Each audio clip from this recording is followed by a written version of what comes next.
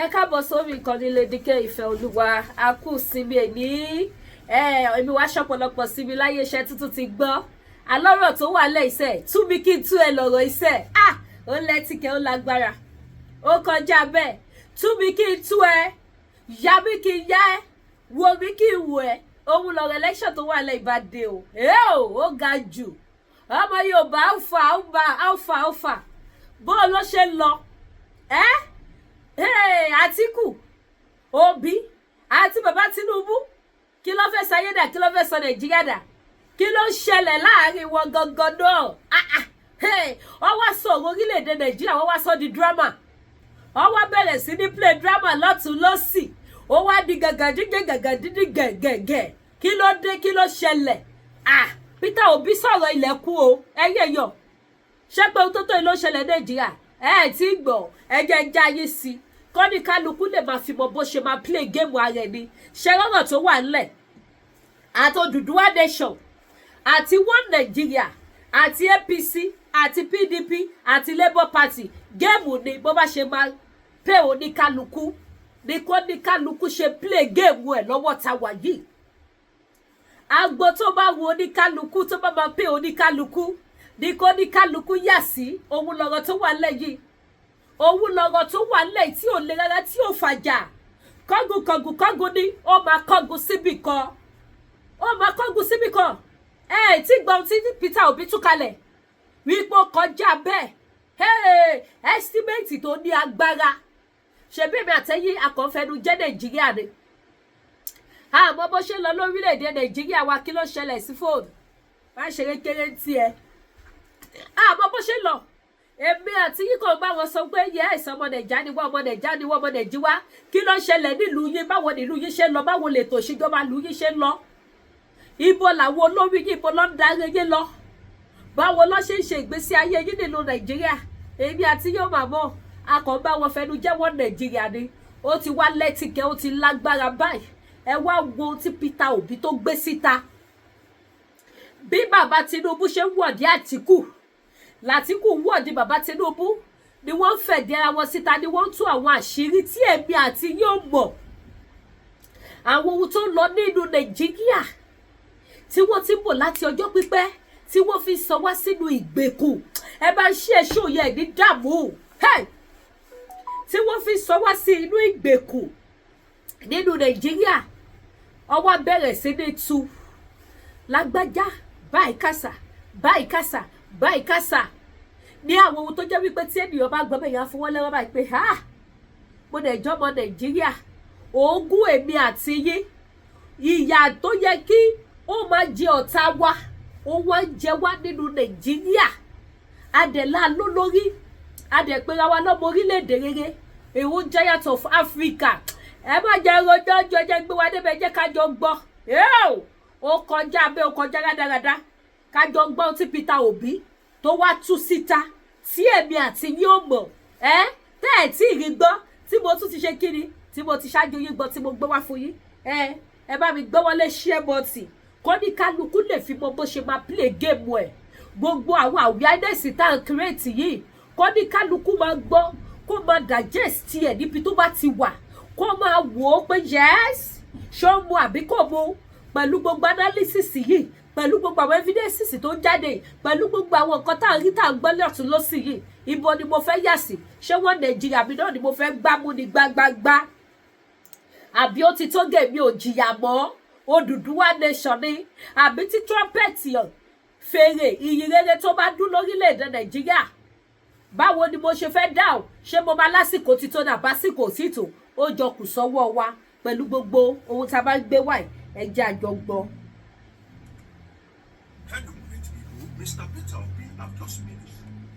That the government of Owo Tinubu have allegedly siphoned and misappropriated 34.44 trillion naira. Yes, you heard me right. 34.44 trillion naira of my money, your money, our money, the money that belongs to over 200 million Nigerians 34.44 trillion have been allegedly siphoned and misappropriated by the Tinubu government. I will be exposing to you how Mr. Peter Obi arrived at that conclusion, referencing the World Bank and some other data. I will be revealing to you what Mr. Peter Obi presented before Nigerians, and will be dissecting the associated issues as I'm making that revelation to you. You see this episode where I bring on your way. As I make this revelation, as I present that to you, three things we want to you, which I call the three C's. Number one, the first C is that if it do you like me, you cry. My dear brother, my dear sister, no cry, you are not permitted to cry. Thou shalt not cry. Now the second C, we go on do you, we say, if they do you like me, you praise. My dear brother, you are not permitted to praise. Thou shalt not praise. Now the third one is, if they do you like me, you curse. My dear brother and sister, you are permitted to curse. You can curse, but then thou shalt not curse too much. You feel curse small, but not to curse, I beg, because this revelation that I'm about to reveal to you will blow your mind away. You will recall that Nigeria is making more money according to the Tinubu government, but then Nigeria is borrowing more money, even more than the government that paid subsidy. The money that Buhari borrowed in his time, President Bola Ahmed Tinubu has allegedly borrowed more than that within this period of 3 years. So if you are making more money, why are you borrowing more money? If you are making more money, then why is it that the budget since you came in have not been fully implemented? And Mr. Peter Obi is saying, according to his article, that Nigeria is bleeding from within. What does Obi mean by Nigeria is bleeding from within? I would expose it to you. But if you are watching me right now, you are here to subscribe to this channel.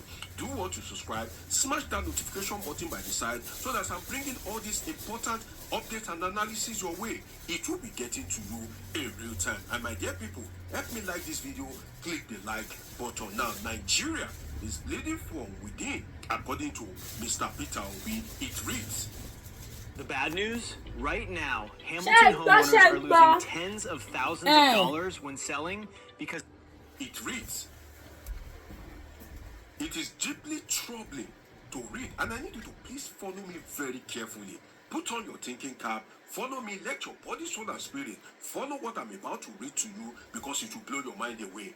It is deeply troubling to read recent World Bank reports indicating that while Nigeria's federation revenue, take note of that, while Nigeria's federation revenue surged to, that is such increased to 84 trillion in just 3 years, a staggering 41%, take note of that, 41% of the 84 trillion, that is amounting to 34.44 trillion, never reached the federation account.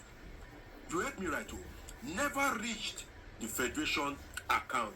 That is that in the past, that means that for every 34 trillion that Nigerian government made in the last 3 years, 34.44 trillion of that money never even reached the federation account. It don't even reach the account of the Nigerian government. Where we say, you go not say Nigeria made this money. Where the money they go, don't worry. Obi has a lot to reveal to you. He says, this sum, that is the 34.44 trillion, exceeds the 34 trillion earmarked for capital projects in 2024 and 2025 appropriation bills.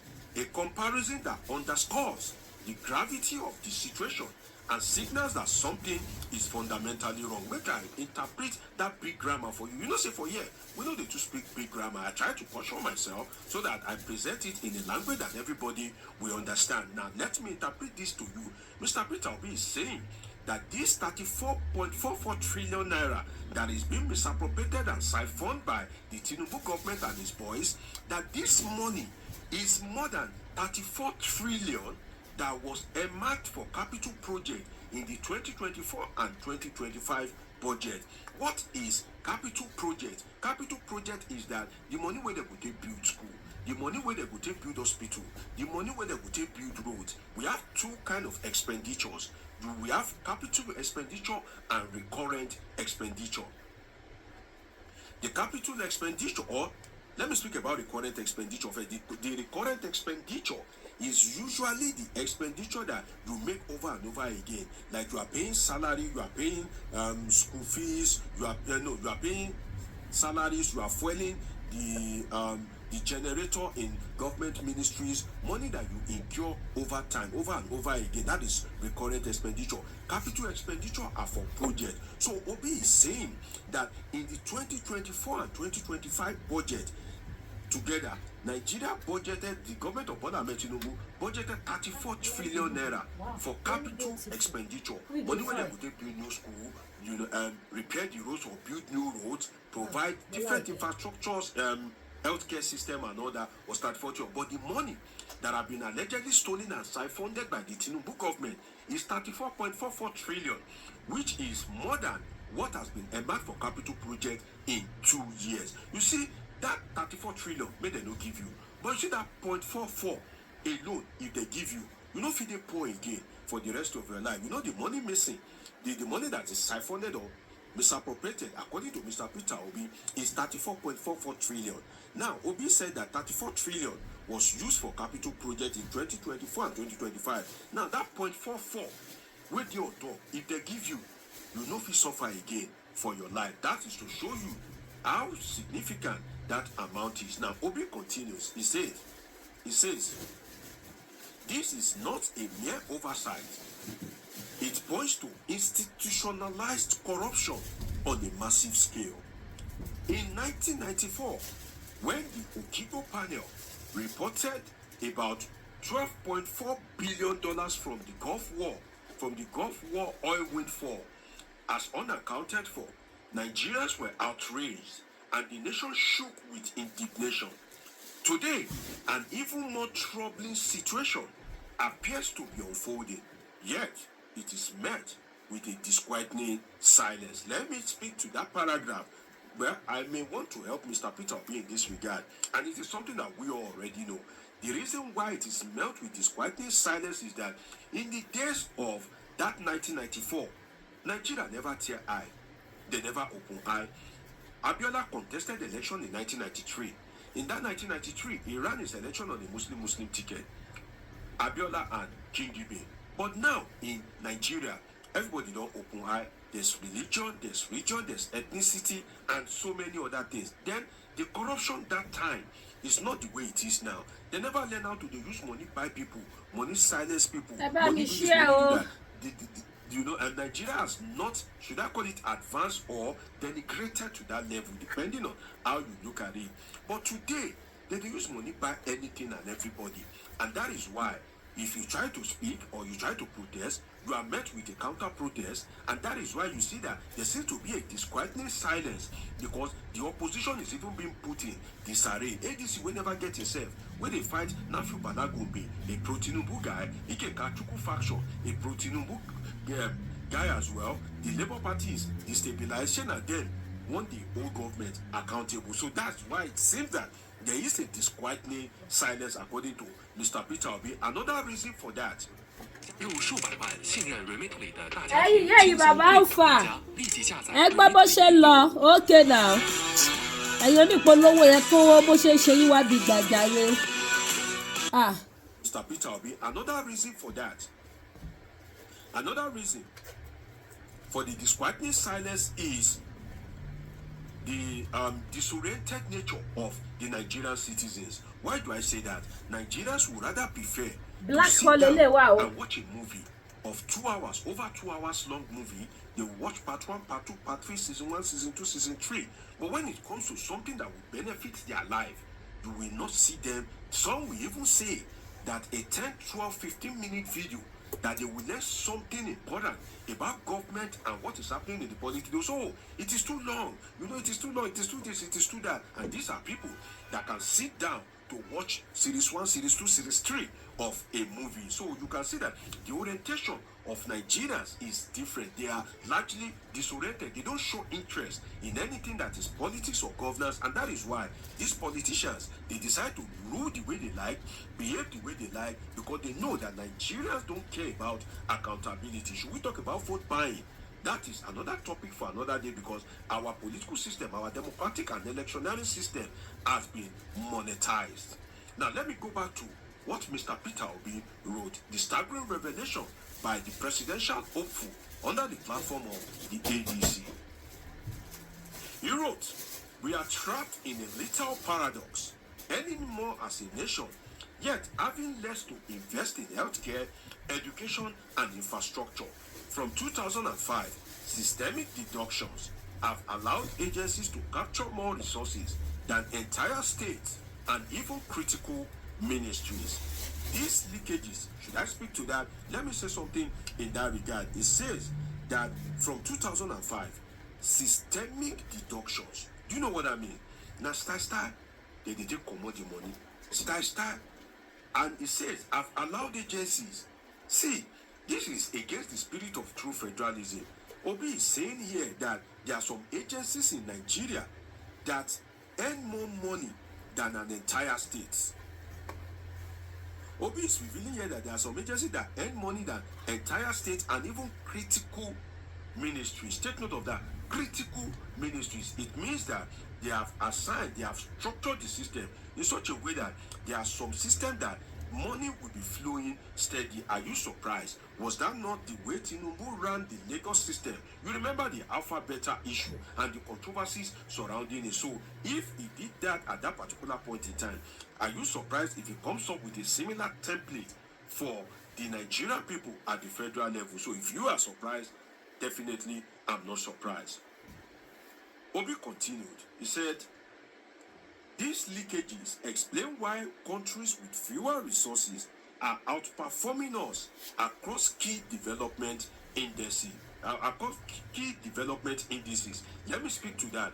You will recall that recently, President Bola Ahmed Tinubu was bragging that Nigeria should be grateful that they are better than Kenyans, that Nigeria is better than Kenya. And Obi responded to that particular claim of the president that no, you are wrong. On almost every economic indices, Kenya is far better than you. Obi came up with statistics and figures, and I made an analysis about that.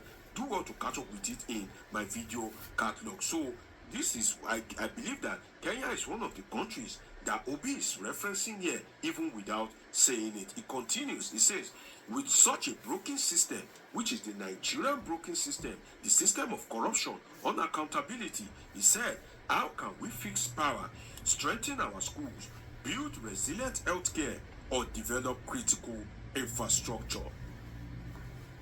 Nigeria has no business being poor. We must stop these leakages through discipline, transparent leadership driven by character. Should I say that again?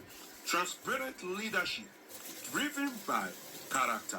It is time to redirect our hijacked resources back to the people and move Nigeria into the league of developed nations.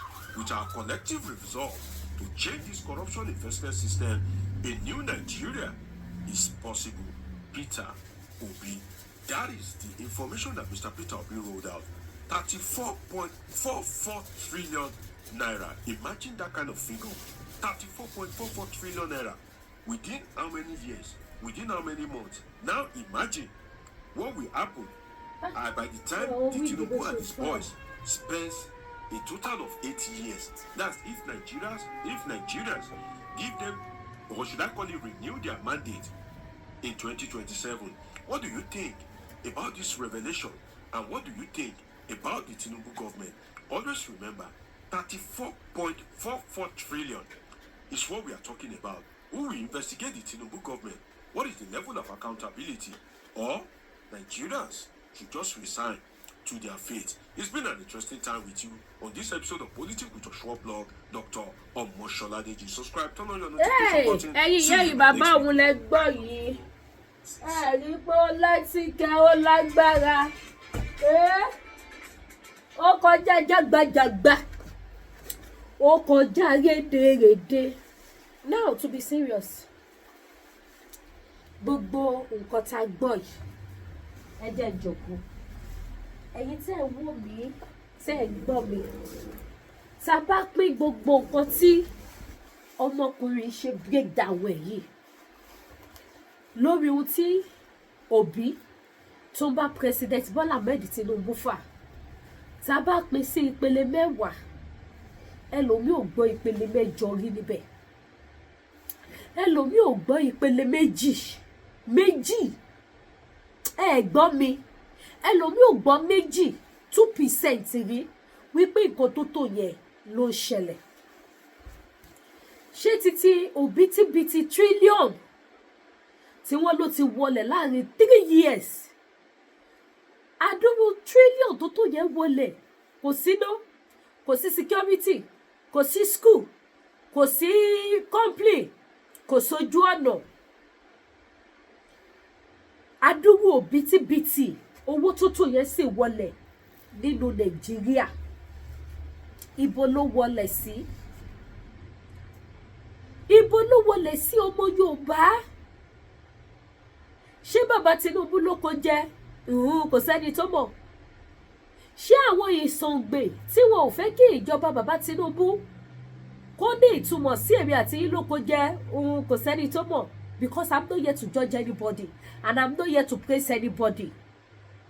The reason why I'm here láti bá àwọn ọmọ Yorùbá sọ èyí tó ń jò títọ́ ọ̀rọ̀ ká má bá rẹ̀wẹ̀sì ọkàn nítorí a gbọ́dọ̀ bọ́ nínú ìgbèkùn ká má bá rẹ̀wẹ̀sì ọkàn nítorí tó bá délẹ̀ tán kó má bá bá wa lójijì ẹ wo ọmọkùnrin tó ṣe analysis sọ ọ̀rọ̀ kan ó ní tí a bá ń ṣe analysis àwọn èèyàn máa ló ti gòjò sọ́n tó fẹ́ sọjà rẹ̀ you talk too much ṣe kinní kan ṣùgbọ́n wọ́n lè jókòó wo Korean movie American movie Yorùbá movie episode kinní kan to kinní kan 2 hours 3 hours wọ́n á tún máa request fún another part but èyí tó máa ṣe wọ́n láǹfààní tí yà òfin ní jẹ wá mọ́ tí àfin ní kú sínú yílà yìí lo ogun Nàìjíríà ìyẹn máa ti ń gùn jù ẹ tún wo wíìgì eléyìí mo sọ fún yín pé mo ní ọjà wíìgì gan kò ṣe tẹnu mi ìṣe ẹ̀ tí display ní wíìgì débi kankan ẹ̀yin pé tuntun ni mo lọ́mú jáde wá mo sọ fún yín wípé a ní section by section ní Lady K African store a ní section wíìgì lọ́tọ̀ a ní section mo ní section ẹ má bínú slip of tongue a ní section jewelry lọ́tọ̀ a ní section African food section méjì tẹ̀lé a ní fún African food wa section méjì store méjì ni mo fi tò African food sí ẹja àtẹ̀pọ̀ ẹ̀gúsí ọ̀gbọ̀nọ̀ àwọn yẹn àti bẹ́ẹ̀ bẹ́ẹ̀ lọ àtàwọn kọ̀ọ̀kan àtàwọn spicy àwọn ingredients section kan ni mo tò àwọn yẹn sí store kan ni mo fún àwọn yẹn then àwọn oúnjẹ wa store kan ibẹ̀ yẹn kọ́ ni mo lọ then spiritual items a ní section títẹ̀ náà ní ọ̀tọ̀ then section àwọn jewelry àwọn wig body cream ọ̀tọ̀ ni so sections by section ló wà ní Lady K African store ibi tí mo wà yìí sí section aṣọ lélẹ̀ ẹ̀yin tẹ́ bá fẹ́ ra aṣọ tí wọn ò tí ì rọ̀ àwọn lẹ́ ń wò lókè yẹn àǹkárá àdìrẹ tí wọn ò tí ì rọ̀ àwọn aṣọ ńláńlá gidi ó wà bẹ̀ bóyá fẹ́ fún yàn ní abẹ́ fẹ́ rán fún ara yín àìmọye àwọn ọmọ mi tó jẹ́ pé wọ́n ní máṣíìnì nílé labroad tọkọ̀ máa rí style kan tó máa wò wọ́n aṣọ tẹ́lẹ̀ ra fi gbẹ ó wà tó bá dẹ̀ jáwé tó ti rán náà ni ó pọ̀ yẹ́yẹ́yẹ́ àwọn sample ló wà níbí báyìí àwọn aṣọ tó wà nínú store náà tí mi ò hang so èyí tẹ́ bá ti fẹ́ ẹ pè Lady K ìfẹ́ olúwa ṣò wọ́n lọ́pọ̀ rò ká gbọ̀n afẹ́fẹ́ ló ń fẹ́ lọ ṣẹ́rí ìkórí tata dé kó ní kálukú mọ ibi tó máa yà sí bí wọ́n ṣe ń fi wèrè pọ́ọ̀tì wèrè fúnra wọn tí Àtíkù fẹ́ di Tinubu síta tí Tinubu fẹ́ di Àtíkù síta tí Peter Obi tí ẹ wá bírèkì tẹ́pù tó kí àdábọ̀ tí bàbá Tinubu wá sọ pé irọ́ ló pa kò jọ táwọn náà wá tún ṣe kíni tọ́dọ́gbọ́n sí wà láìtàláì kò káyé o ọmọ Yorùbá tàtà kò káyé o ẹ jẹ́ kí gbogbo àwọn nǹkan wọ̀nyí kókò máa jẹ́ nǹkan ìṣítí fún wa láti mọ bí tá à ń lọ ní orílẹ̀-èdè location 9 ẹ wá ra ohun tí mò ń tà ẹ̀yin tẹ́ bá nífẹ̀ẹ́ sáwọn wíìgì tí mo display ẹ kàn rọra bá mi screenshot wọn ẹ bá mi screenshot wọn tẹ́ bá ti screenshot ẹ̀ tán ẹ send ẹ̀ sí mi ní WhatsApp ẹ̀yin tẹ́ bá ti wà rí choice yìí ẹ má rò bóyá ibẹ̀ ló tọ́ sí wíìgì ṣì pọ̀ ó yapa tó bá jẹ́ àwọn woman hair ni mo ní wọn lóríṣiríṣi ló wà yìí mọ́mì mi wíìgì pọ̀ ó yapa jewelries náà kò dẹ̀ gbẹ́yìn jẹ́wọ́ program yẹn ti gùn mo fẹ́ tún display jewelries díẹ̀ fún wa ní àwọn set of jewelries gbogbo ẹ̀ wà ní Lady K African store ẹ̀yin tẹ́ bá need àwọn cream tẹ́ fẹ́ fi maintain skin yín kí skin yín rọra máa shine ó wà ní Lady K African store ẹ̀yin tẹ́ bá need àgùnmu diabetes manpower jẹ́bi idán ẹ̀dóbò dáadáa dídólóbò kò ní oúnjẹ méjì tó ń jẹ òkò ní ẹ̀pà kúrúmọ́kẹ́dún dáadáa tẹ́ bá lò tó bí mo ṣe máa sọ fún yín bó bá jẹ́ ìyàwó landlord yín ni especially èyí tẹ́ wà labroad ẹrù mọ́ fún ẹ̀ ní sanwó lé mọ́ because owó lé sísan gan ti pọ̀ jù ọjọ́ tẹ́ bá ti lè ṣe kíni tẹ́ bá ti gbọ́ṣẹ́ ìyàwó landlord yín ìjọ yẹn lẹ̀ sanwó lé mọ́ bójá àbúrò landlord yín lóbìnrin ẹ bó sí fún dáadáa kẹ́ gbádùn ẹ̀ fúnra ara ẹ̀ ló máa lọ sọ fún ẹ̀gbọ́n ẹ̀ pé ẹ̀gbọ́n mi ṣọ́ra apartment yẹn gbójú bẹ́ẹ̀ kò sẹ́ni ẹni tó wà bẹ́ẹ̀ ò sanwó mọ́ ẹ jẹ́ kíni ẹ jẹ́ lọ nìyẹn ìgbádùn lẹ wà bó bá dé jọ̀gá yín níbi iṣẹ́ ni ẹ bó sí fún tẹ́ bá ti gbé àgúnmu máa ń pàwọ̀ yẹn lura wàláì mo assure yín wípé ayọ̀ yìí ti dé ìgbádùn lẹ wà ní òyìnbó ẹ̀ ní some bills mọ́ torí bills yẹn wàhálà yẹn pọ̀ ọ́ kò tẹ́ ṣe bíi America Canada UK ó lẹ́tìkẹ́ bills yẹn lágbára so bó ṣe jẹ́ nìyẹn eléyìí ò ṣe àsọdùn confam with àgúnmu máa ń pàwọ̀ tí ẹ bá rà lọ́dọ̀ Lady K African Store confam gidi ni ẹ̀yin ìyá mi tí ẹ bá rà tí ò bá confam tó bí mo ṣe ròyìn fún ya títí diabetes ẹ pè mí padà máa refund owó yín ẹ pè mí máa refund owó yín padà fún yín so bó ṣe jẹ́ ni ẹ ní Lady K African Store so many things lẹ lè rí bí báyìí tó bá jẹ́ àwọn fìlà náà ni àwọn fìlà tó fàìn dáadáa ó wà ní Lady K African Store ó yẹ kí n máa display ní ọjà but torí àwọn tó máa sọ pé àpọ́gíráàmù ti gòjò ni mo ṣe kápárò àti máa display ní ọjà lẹ́nu ọjọ́ mẹ́ta kì í ṣe pé mi ò lọ́jà mo láwọn aṣọ tó fine àwọn àdìrẹ tó ṣẹ̀ṣẹ̀ dé mo láwọn aṣọ tẹ́lẹ̀ fi rock summer mo ní wọn lọ́lọ́kọ̀ òjọ̀kan mo láwọn mini gown àwọn kaftan gbogbo ẹ̀ ló kún mi báyìí mo dẹ̀ láwọn white lace mo láwọn coloured lace àwọn kaftan búbù gbogbo ẹ̀ lóríṣiríṣi lọ́lọ́kọ̀ òjọ̀kan ó wà bíbá ìtẹ́ẹ̀dẹ̀ ní regret wípé ẹ̀rọ aṣọ lọ́wọ́ náà Lady K èwo ló tún kù kókóró aláta náà wà kúlíkúlí aláta wà àwọn ṣẹ lọ́lọ́kọ̀ òjọ̀kan jẹ́ kọ́ mọ̀ ó wà ní Lady K African Store kò síbi tí mi ò lè bá yín ship jẹ́ kọ́ mọ̀ náà sí same thing àlọ́mọ bitter kò síbi tí mi ò lè bá yín ship kò tiẹ̀ sí nǹkan tí mi ò lè bá yín ship tí ó bá ti jẹ́ wípé ìlú tẹ wà ọ gbé nǹkan wọbẹ̀ ẹ fọkànbalẹ̀ má bá yín ship ẹ̀ síbẹ̀ ká wá padà sórí spiritual items àdúrà ló ń gba agbára kan Ọlọ́run ò ní fi wá fọ́ta mú ipa ayé ò ní ká wa ṣẹ́rí àwọn ogun kan wà ó ti di gírọ̀ ojú bọ̀rọ̀ kò gbọmọ lọ́wọ́ èkó rẹ̀ àwọn ogun kan wà mo lo iṣẹ́ kan ìtì ẹ̀ríṣẹ́ wàhálà kìí ṣe pé ṣẹ́yẹ ò ṣiṣẹ́ èèyàn tó bá jẹ́ spiritual person tó dẹ̀ máa attend sáwọn èèyàn ló máa understand àwọn kan tí mo ń sọ yìí ordinary person ò lè understand ṣẹ́rí wákàtí èèyàn gbọ́dọ̀ máa tún kiri èèyàn gbọ́dọ̀ máa tún ìbọn ẹ̀kì òun lọ rogo ayé yìí tó túmọ̀ sí pé o gbọ́dọ̀ máa tún ara ẹ̀ dì time to time àmọ́ tí ló ṣẹ́kọ̀ọ́ ara everything ti wà okay no bó jẹ́ kọ̀ọ̀kan èèyàn gbọ́dọ̀ máa díjọ irọ́ làwọn pípọ̀ yẹn pa bó ti lóríṣiríṣi kì í ṣe pé irọ́ lọ́ pa fún ẹ̀ ogun ayé ẹ ló ti gírọ̀ kó tó dẹsẹ̀ síta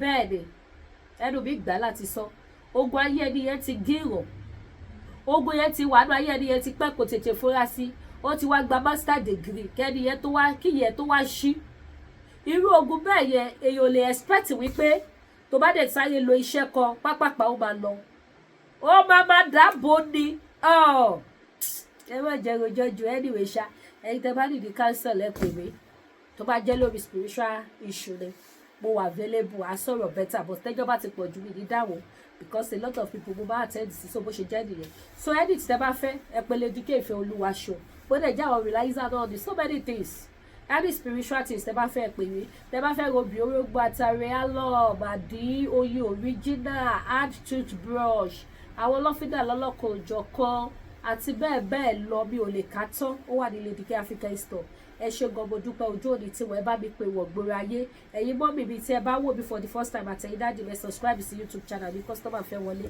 ẹ ṣe gan ni ó dàbọ̀.